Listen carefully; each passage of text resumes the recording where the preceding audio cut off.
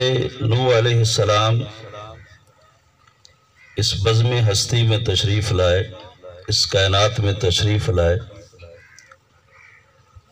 اور آپ نے 950 سال تک احکام الہیہ مخلوق تک پہنچائے۔ 950 سال کی کوشش، 950 سال کی دن اور رات کی محنت، اس کے صلہ میں کل 80 افراد مسلمان ہوئے۔ جب حضرت نوح علیہ السلام اپنی اس قوم سے مایوس ہوئے کہ اب یہ ہدایت کی طرف قوم نہیں آ سکتی، تو حضرت نوح علیہ السلام نے بارگاہ رب العزت میں دعا کی کہ رب لا تذر علی الارض من الکافرین دیارا، کہ اے پروردگار دنیا میں ایک کافر بھی باقی نہ چھوڑ، سب کافروں کو ہلاک کر دے۔ تو اللہ رب العزت نے حکم دیا کہ آپ ایک کشتی تیار کریں، آپ کے جو اطاعت فرما بردار لوگ ہیں آپ ان کو سوار کر لیں۔ مختصراً یہ ہے کہ آپ کے اطاعت گزار فرما بردار وہ کشتی میں سوار ہوئے اور کافروں کو چھوڑ دیا گیا۔ اللہ رب العزت نے ان پر پانی کا طوفان بھیجا، اور جیسا کہ رب کائنات نے قرآن پاک میں صراحت فرمائی ہے، مما خطیئاتہم اغرقوا فادخلوا نارا، ان کی برائیوں کی وجہ سے، ان کی نافرمانیوں کی وجہ سے اللہ رب العزت نے سب سے پہلے انہیں پانی میں غرق کیا۔ پانی میں غرق کرنے کے بعد پھر رب کائنات نے انہیں دوزخ کی آگ میں داخل کر دیا۔ تو اس طرح انسان کی ہدایت کے لیے، انسان کی رہبری کے لیے، انسان کی رہنمائی کے لیے کم و بیش اللہ رب العزت نے 1,24,000 انبیاء علیہ السلام کو مبعوث فرمایا۔ اور آپ پوری تاریخ کا مطالعہ کر لیں، نبی دو عالم صلی اللہ علیہ وسلم کی ذات اقدس تک، آپ آدم علیہ السلام سے لے کر کائنات کے والی کی تشریف آوری تک پوری ہسٹری کا مطالعہ کر لیں، پوری تاریخ کا مطالعہ کر لیں۔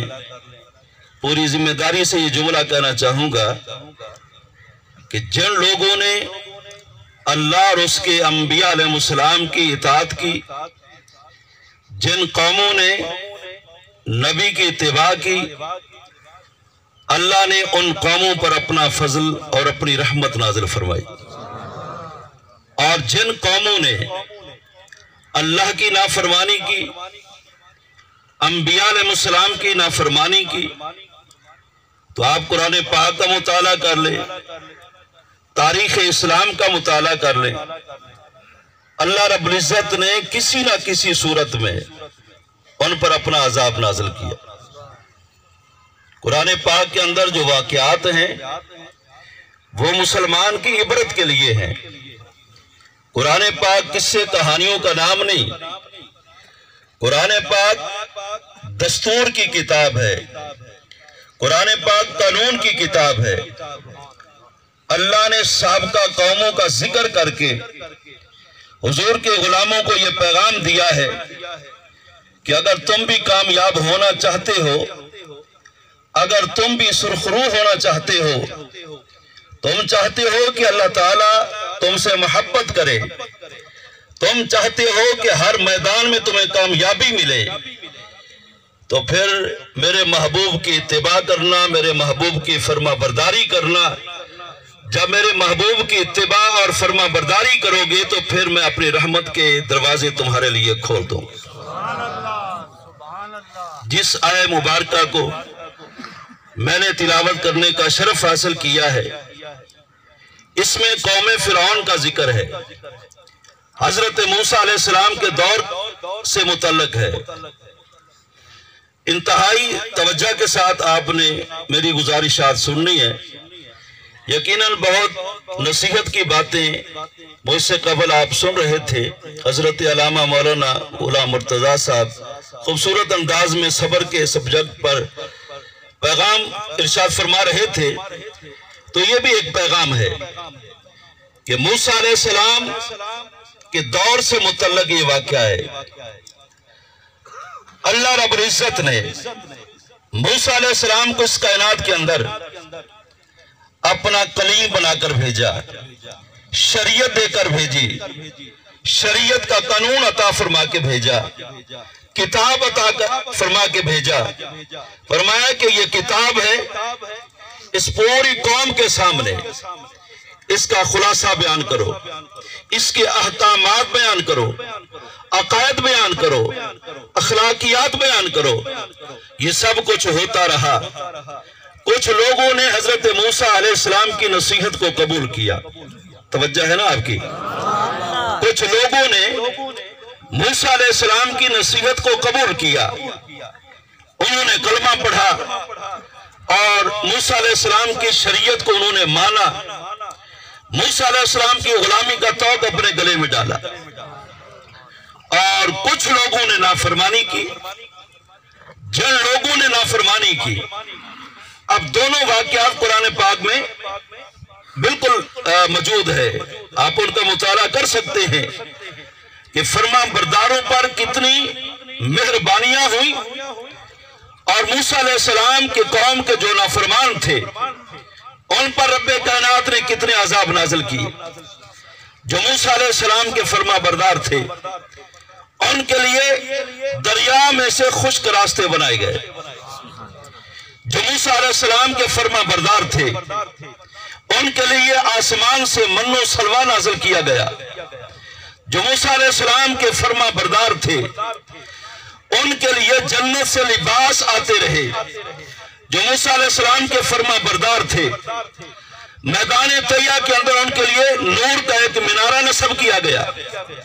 جو موسیٰ علیہ السلام کے فرما بردار تھے ان کے لیے پتھروں سے پانی جاری ہوتا رہا، اور جو نافرمان تھے، جو فرما بردار تھے ان کے لیے 12 پانی کے چشمے جاری ہوئے، ان کے لیے من و سلوہ نازل ہوتا رہا، ان کے لیے اللہ تعالیٰ آسمان سے خانے نعمت نازل فرماتا رہا۔ اور جو لوگ نافرمان تھے فَأَرْسَلْنَا عَلَيْهِمُ الطُّوفَانَ، اللہ رب العزت نے ان پر طوفان نازل فرمایا۔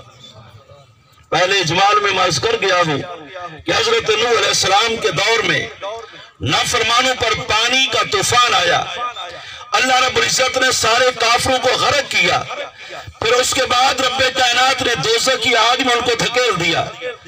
اب اس قوم پر بھی جو فرعون کے حمیتی تھے، جو ایک کافر کے حمیتی تھے، رب کائنات نے ان پر پانی کا طوفان نازل کیا۔ اس حقیقت کو سن کر شاید آپ لطف اٹھا سکیں گے گفتگو کا، اور محظوظ بھی ہو سکیں گے۔ بارش ہوتی رہی، پانی آسمان سے برستا رہا، ایک ساتھ مکان تھے، ایک ساتھ بنی اسرائیل کے رہنے والے ان افراد کے مکان، ساتھ متصل نافرمانوں کے مکان، فرعونیوں کے مکان۔ لیکن اللہ کی قدرت یہ تھی، فرعونیوں کے مکان پانی سے بھرے ہوئے تھے، جبکہ بنی اسرائیل کے وہرے کے اندر، گھر کے اندر پانی کا ایک قطرہ بھی نہیں تھا۔ یہ رب کی قدرت ہے، یہ رب کی قدرت ہے۔ جو نافرمان ہیں ان کے گھر پانی سے بھرے ہوئے ہیں، جو فرما بردار ہیں دیواریں مشترک ہیں، مکان ایک ساتھ ہیں، ساتھ والے مکان کے اندر پانی پانی۔ اور جو بنی اسرائیل جو موسیٰ علیہ السلام کے فرما بردار تھے ان کے گھر پانی کے ایک بوند نہیں۔ اب ان کے لیے عذاب تھا، نبی کے غلاموں کے لیے اللہ تعالیٰ کی طرف سے رحمت تھی۔